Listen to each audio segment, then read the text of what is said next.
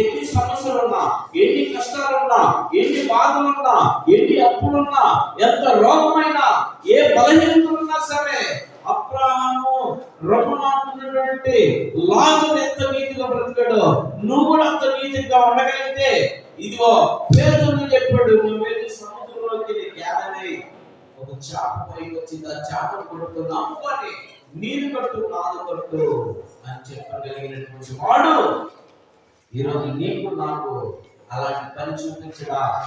చూస్తాడా లేదా? చూస్తాడా లేదా? నీ అప్పు తీర్చడానికి నీకు ఒక పనిని చూపిస్తాడు.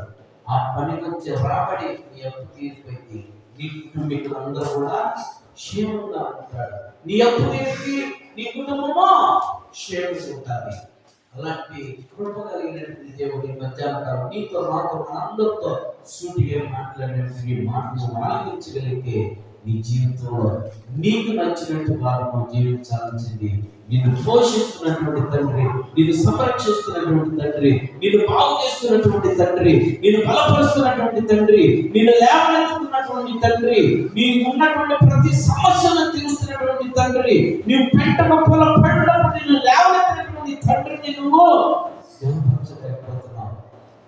మధ్యాహ్న కాలం ఆలోచించే ఒక కష్టం వచ్చిన ఉంటే ఎలా ఉన్నావు, తిన్నావా లేదని అడిగేవాడు నీకు.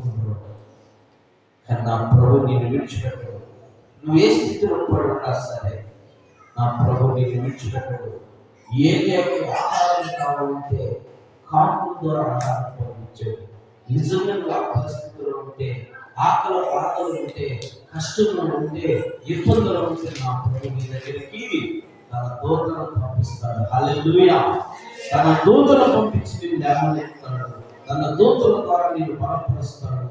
తన దూతల ద్వారా నీకు సమాధానం ఇస్తాడు.